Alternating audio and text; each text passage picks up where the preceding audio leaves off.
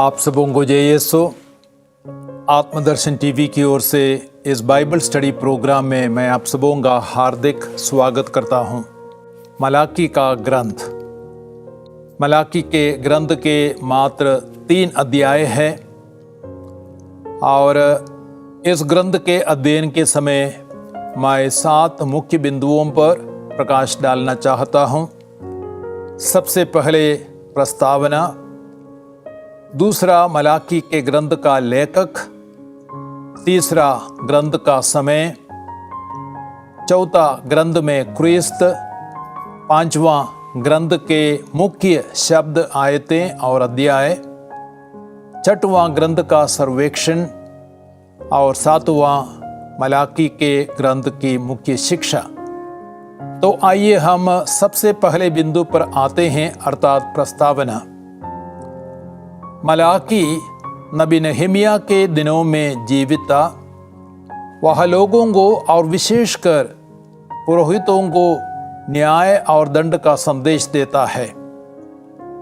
नबी के उपदेश में 2 मुख्य विषय है, अर्थात याजकों और जनता की धार्मिक भूल चूकें तथा विजातियों के साथ विवाह और बहुप्रचलित तलाक का विरोध। नबी अपने ग्रंथ में ढोंग, बेवफाई, विजातियों के साथ विवाह, तलाक, झूठी आराधना और घमंड आदि बुराइयों की निंदा करते हैं। राष्ट्र इतना पापी बन गया है कि ईश्वर के वचनों का लोगों पर कोई असर नहीं है। इस धार्मिक शिथिलता के प्रसंग में नबी एक भावी महान जन नायक के उदय की भविष्यवाणी करते हैं। और अब हम दूसरे बिंदु पर आते हैं, मलाकी के ग्रंथ का लेखक। ग्रंथ के प्रारंभ में लिखा है, मलाकी के द्वारा इज़राइल को प्राप्त प्रभु ईश्वर की वाणी। अध्याय 1 वाक्य संज्ञा 1। मलाकी अज्ञात प्रतीत होता है और उसके पिता का नाम भी अज्ञात है, लेकिन एक यहूदी परंपरा के अनुसार वह एक ऐसे महान सभागृह का सदस्य था जो प्रकाशित और ईश प्रेरित धर्म ग्रंथों का संचय करता था और उन्हें सुरक्षित रखता था। मलाकी शब्द का शब्दार्थ है मेरा दूत। यह नाम ग्रंथ के लिए बिल्कुल उपयुक्त है, क्योंकि ग्रंथ आने वाले विधान के दूत के बारे में बोलता है और 3 बार इस शब्द का प्रयोग किया गया है। अध्याय 2 7, अध्याय 3 वाक्य संज्ञा 1। अब हम तीसरे बिंदु पर आते हैं, ग्रंथ का समय। यरूशलेम के दूसरे मंदिर का निर्माण 515 ईसा पूर्व में पूरा हुआ था, लेकिन उसके बाद लोगों ने ईश्वर की पूजा और आराधना की उपेक्षा करने लगे। पुरोहित अपने कर्तव्यों के प्रति ईमानदार नहीं रहे। पुरुष अपनी इजरायली औरतों को तलाक देकर गैर यहूदी स्त्रियों से शादी करने लगे थे। लोगों ने मंदिर में अपना दशमांश देना भी छोड़ दिया था। इस संदर्भ में लगभग 450 ईसा पूर्व में मलाकी के ग्रंथ की रचना की गई थी। नबी पुरोहितों और लोगों से ईश्वर के प्रति ईमानदार रहने और उनके आदेशों पर चलने का आह्वान करते हैं। इस धार्मिक शिथिलता के प्रसंग में नबी ईश्वर का मार्ग तैयार करने के लिए एक दूत को भेजने की भविष्यवाणी करते हैं। अब हम चौथे बिंदु पर आते हैं, मलाकी के ग्रंथ में क्रिस्त। मलाकी उस दूत के आने की भविष्यवाणी करता है जो प्रभु के आगमन के लिए मार्ग तैयार करेगा। अध्याय 3 वाक्य संज्ञा 1। यूहन्ना बपतिस्ता इस भविष्यवाणी को पूरा करता है। साथ ही साथ वह मसीह के प्रथम आगमन और दूसरे आगमन की भी भविष्यवाणी करता है, जब वह सबका न्याय करेगा। अध्याय 3 वाक्य संज्ञा 2 से 5। मलाकी एलिया के आने की भविष्यवाणी करता है। अध्याय 3 वाक्य संज्ञा 23। वह आने वाला एलिया यूहन्ना बपतिस्ता है। मत्ती के सुसमाचार अध्याय 3 वाक्य संख्या 3, 11, 10 से 14 और मत्ती के सुसमाचार 17 वाक्य संख्या 9 से 13। किंतु एलिया क्रिस्त के दूसरे आगमन के पहले भी प्रत्यक्ष होगा। अध्याय 3 वाक्य संख्या 1 से 6, अध्याय 3 वाक्य संख्या 26। अब हम 5वें मुख्य बिंदु पर आते हैं। मलाकी के ग्रंथ के मुख्य शब्द, आयतें और अध्याय। मुख्य शब्द है धर्म त्यागियों से आग्रह। मलाकी इस्राएलियों से आग्रह करते हैं कि वे अपने अविश्वास और निराशा को त्यागे। समृद्धि का समय जिसकी प्रतिज्ञा की गई थी अब तक नहीं आया है। ऐसी परिस्थिति में लोग सोचने लगे थे कि ईश्वर की सेवा करना व्यर्थ है, अतः लोग नैतिक एवं धार्मिक दृष्टि से भ्रष्ट हो रहे थे। इसके बावजूद भी ईश्वर ने इज़राइल के प्रति अपने प्रेम को नहीं त्यागा था। नबी लोगों को यह संदेश देता है कि उनके जीवन में आशीषों के अभाव का कारण ईश्वर की उदासीनता नहीं, बल्कि लोगों की ओर से विधान की आज्ञाओं का उल्लंघन है। जब वे पूरे हृदय से पश्चाताप करेंगे और ईश्वर के पास लौटेंगे, तब आशीषों में बाधाएं दूर होंगी। अध्याय 3 वाक्य संख्या 7। मलाकी लोगों को याद दिलाता है कि वह दिन आने वाला है जब ईश्वर भले और बुरे लोगों का न्याय करेगा। अध्याय 4 वाक्य संख्या 1 से 3। मुख्य आयतें हैं अध्याय 2 17 से अध्याय 3 1 तक और अध्याय 3 23 और 34 और अध्याय 2 वाक्य संख्या 17 में लिखा गया है, तुमने बकवाद से प्रभु ईश्वर को उकता दिया है। तुम पूछोगे हम कैसे उकता देते हैं? तब ना जब तुम यह कहते हो प्रभु ईश्वर की दृष्टि में अधर्मी अच्छे हैं, वह तो उनको अधिक पसंद करता है। अथवा जब तुम यह कहते हो अब तो न्यायी ईश्वर कहाँ है? अध्याय 2 वाक्य संख्या 17 और 3:1 में लिखा है, प्रभु ईश्वर यह कहता है, देखो मैं अपने दूत भेजूंगा जिसे वह मेरे लिए मार्ग तैयार करे। वह प्रभु जिसे तुम खोजते हो अचानक अपने मंदिर आ जाएगा। देखो विधान का वह दूत जिसके लिए तुम तरसते हो आ रहा है। अध्याय 3 वाक्य संख्या 1। दूसरी मुख्य आयत है अध्याय 3 23 और 34। देखो उस महान एवं भयानक दिन के पहले, प्रभु के दिन के पहले मैं नबी एलिया को तुम्हारे पास भेजूंगा। वह पिता का हृदय पुत्र की ओर अभिमुख करेगा और पुत्र का हृदय पिता की ओर। कहीं ऐसा ना हो कि मैं आकर देश का सर्वनाश कर दूं। अध्याय 3 वाक्य संख्या 23 और 24। और मलाकी के ग्रंथ का मुख्य अध्याय है अध्याय 3। यह अध्याय क्रिस्त और यूहन्ना बपतिस्ता के आगमन की भविष्यवाणी करता है। प्रभु ईश्वर यह कहता है, देखो मैं अपने दूत भेजूंगा जिसे वह मेरे लिए मार्ग तैयार करे। वह प्रभु जिसे तुम खोजते हो अचानक अपने मंदिर आ जाएगा। देखो विधान का वह दूत जिसके लिए तुम तरसते हो आ रहा है। अध्याय 3 वाक्य संख्या 1। करीब 400 वर्षों के बाद इज़राइल यूहन्ना का उपदेश सुनने के लिए यरदन के तट पर एकत्रित हुए। मत्ती के सुसमाचार 3 1 से 3। अब हम 6वें मुख्य बिंदु पर आते हैं, अर्थात ग्रंथ का सर्वेक्षण। मसीह के आगमन के संबंध में नबी हग्गई और जकरिया की बड़ी भविष्यवाणियां पूरी नहीं हुई थी और इज़राइली उन बातों पर संदेह करने लगे थे। वे ईश्वर के भरण पोषण पर सवाल उठाने लगे और उनका विश्वास घटने लगा। वे सवाल करने लगे कि ईश्वर की सेवा करने से कोई लाभ है कि नहीं।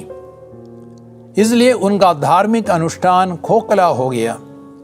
वे दशमांश और चढ़ावे में धोखा देने लगे और ईश्वर के नैतिक नियम एवं धर्मानुष्ठान के प्रति उदासीन होने लगे।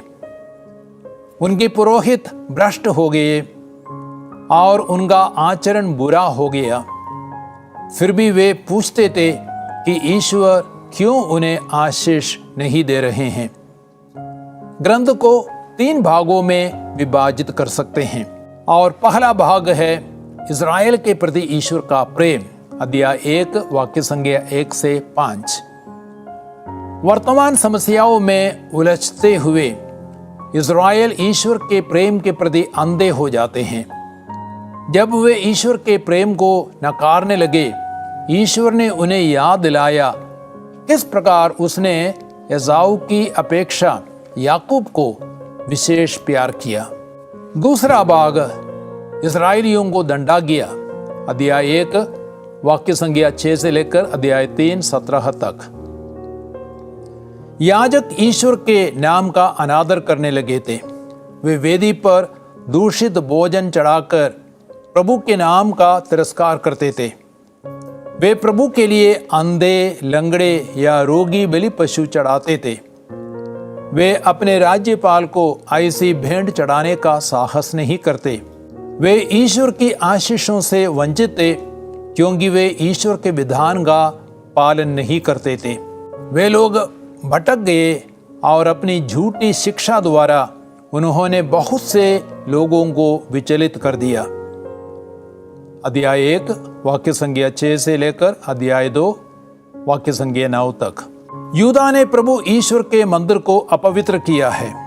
उसने पराये देवता की पुत्रियों से विवाह किया है। उन्होंने अपनी धर्म पत्नी के साथ विश्वासघात किया। प्रभु कहते हैं, तुम युवावस्था में ब्याही पत्नी के प्रति विश्वासी बने रहो। मैं तलाक से घृणा करता हूं। अध्याय 2 वाक्य संख्या 10 से 16। लोग पूछते थे, अब तो न्यायी ईश्वर कहाँ है? उत्तर में प्रभु मसीह के आगमन के बारे में कहते हैं, वह प्रभु जिसे तुम खोजते हो अचानक अपने मंदिर आ जाएगा।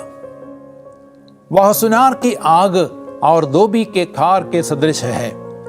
वह चांदी गलाने वाले और शोधन करने वाले की तरह बैठकर लेवी के पुत्रों को शुद्ध करेगा और सोने चांदी की तरह उनका परिष्कार करेगा।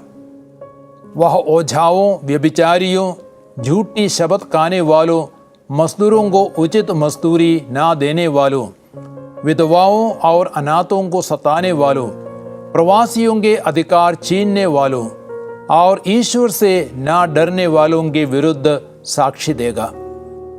अध्याय 2 वाक्य संख्या 17 से अध्याय 3 6 तक। लोग दशमांश और भेंटों में प्रभु को टकते थे, इसलिए उन पर शाप लगा है। यदि वे प्रभु के पास लौटेंगे और उसे पहला स्थान देंगे तो प्रभु उनके पास लौटेंगे और उन्हें आशीष देंगे। अध्याय 3 7 से 12 तक। लोग यह भी कहते थे कि ईश्वर की सेवा करना व्यर्थ है। उसकी आज्ञाओं का पालन करने से क्या लाभ है? घमंडी लोग बुराई करते हैं, फिर भी वे फलते फूलते हैं, और जो ईश्वर की परीक्षा लेते हैं उन्हें कोई हानि नहीं होती। उसका उत्तर यह है कि प्रभु ने अपने भक्तों और उसके नाम पर श्रद्धा रखने वालों के विषय में एक स्मारिका लिखी है, और जो दिन प्रभु ने निश्चित किया उस दिन वे प्रभु के अपने होंगे। और जिस तरह कोई अपनी सेवा करने वाले पुत्र पर दया करता है, उसी तरह प्रभु भी उन पर दया करेंगे। अध्याय 3 वाक्य संख्या 13 से 17 तक। और ग्रंथ का तीसरा भाग है न्याय का दिन, अध्याय 3 18 से 24 तक। जब प्रभु का दिन आएगा, उस समय लोग धर्मी और विधर्मी, ईश्वर की सेवा करने और उसकी सेवा नहीं करने वाले, दोनों का भेद पहचानेंगे। जो प्रभु पर श्रद्धा रखते हैं उन पर धर्म के सूर्य का उदय होगा और उसकी किरणें उन्हें स्वास्थ्य प्रदान करेंगी और वे आनंदित होंगे। प्रभु यीशु के दूसरे आगमन के पहले भी लोगों को तैयार करने के लिए नबी एलिया आएगा और वह मेल मिलाप स्थापित करेगा। अब हम मलाकी के ग्रंथ की मुख्य शिक्षा को देखेंगे और ये 7वां बिंदु है। पहली मुख्य शिक्षा है, जो सबसे श्रेष्ठ और उत्तम है वही प्रभु को चढ़ाना है। प्रभु को अपने होठों से पिता कहना और स्वामी कहना पर्याप्त नहीं है। जैसे एक पुत्र पिता को और दास स्वामी को आदर देता है, वैसे ही हमें प्रभु को आदर सम्मान देना है। प्रभु याजकों से कहते हैं, मेरे नाम का तिरस्कार करने वाले याजकों, तुम मेरी वेदी पर दूषित भोजन चढ़ाकर मेरे नाम का तिरस्कार करते हो। तुम प्रभु की वेदी को तुच्छ समझते हो। जब तुम अंधा बलि पशु ले आते हो तब क्या यह बुरा नहीं है? जब तुम लंगड़ा या रोगी बलि पशु ले आते हो तब क्या यह बुरा नहीं है?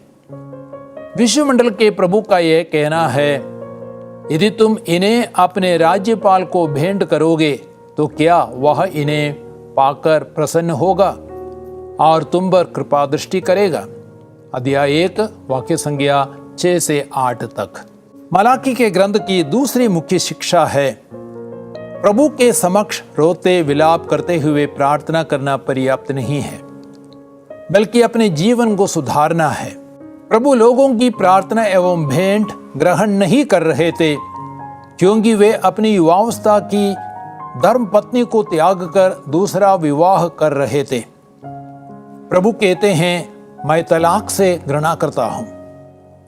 मुझे उससे घृणा है जो एक पत्नी से अन्याय करके दूसरी के साथ गांठ जोड़ता है। अध्याय 2 वाक्य संज्ञा 13 से 16। ग्रंथ की तीसरी मुख्य शिक्षा है, हमें मसीह के दूसरे आगमन के पहले एक संपूर्ण शुद्धिकरण की जरूरत है। प्रभु के दूसरे आगमन के पहले वह एक दूत को भेजेगा मार्ग तैयार करने के लिए। प्रभु यह कहता है, देखो मैं अपने दूत भेजूंगा जिसे वह मेरे लिए मार्ग तैयार करे। वह प्रभु जिसे तुम खोजते हो अचानक अपने मंदिर आ जाएगा। देखो विधान का वह दूत अर्थात प्रभु यीशु जिसके लिए तुम तरसते हो आ रहा है। कौन उसके आगमन के दिन का सामना कर सकेगा? जब वह प्रकट होगा तो कौन टिकेगा? क्योंकि वह सुनार की आग और धोबी के खार के सदृश है। वह चांदी गलाने वाले और शोधन करने वाले की तरह बैठकर लेवी के पुत्रों को शुद्ध करेगा और सोने चांदी की तरह उसका परिष्कार करेगा। अध्याय 3 वाक्य संज्ञा 1 से 3। चौथी मुख्य शिक्षा है, हमें प्रभु के पास लौटना है ताकि प्रभु हमारे पास लौटे। जब हम दशमांश और भेंटों में ईमानदार नहीं है, प्रभु की आशीषों से वंचित हो जाते हैं। इसलिए प्रभु कहते हैं, तुम मेरे पास लौट आओ तो मैं तुम्हारे पास लौटूंगा। तुम पर हाँ तुम्हारे सारे राष्ट्र पर शाप लगा है, क्योंकि तुम मुझे धोखा दे रहे हो। तुम पूरा दशमांश और भेंटें भंडार के पास लाओ, जिससे मेरे घर में भोजन रहे। प्रभु ये कहता है, मैं अपने बादलों को आज्ञा दूंगा और तुम पर भरपूर वर्षा की आशीष प्रदान करूंगा। मैं तुम्हारे लिए टिड्डियों को भी कड़ी आज्ञा दूंगा कि वे तुम्हारी भूमि की उपज नष्ट ना करें, जिसे दाखबारियों की दाखलताएं अच्छे फल देती रहे। अध्याय 3 वाक्य संज्ञा 7 से 11 तक। पांचवी मुख्य शिक्षा है, प्रभु की सेवा करना व्यर्थ नहीं है, बल्कि उसका उचित फल दिया जाएगा। लोग यह भी कहते थे कि ईश्वर की सेवा करना व्यर्थ है, उसकी आज्ञाओं का पालन करने से लाभ क्या है। घमंडी लोग बुराई करते हैं, फिर भी वे फलते फूलते हैं। और जो ईश्वर की परीक्षा लेते हैं उन्हें कोई हानि नहीं होती। उसका उत्तर यह है कि प्रभु ने अपने भक्तों के विषय में एक स्मारिका लिखी है, और जो दिन प्रभु ने निश्चित किया उस दिन वे प्रभु के अपने होंगे।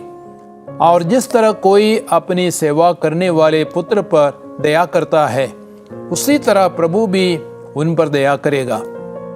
जब प्रभु का दिन आएगा, उस समय लोग धर्मी और विधर्मी, ईश्वर की सेवा करने और उसकी सेवा नहीं करने वाले, दोनों का भेद पहचानेंगे।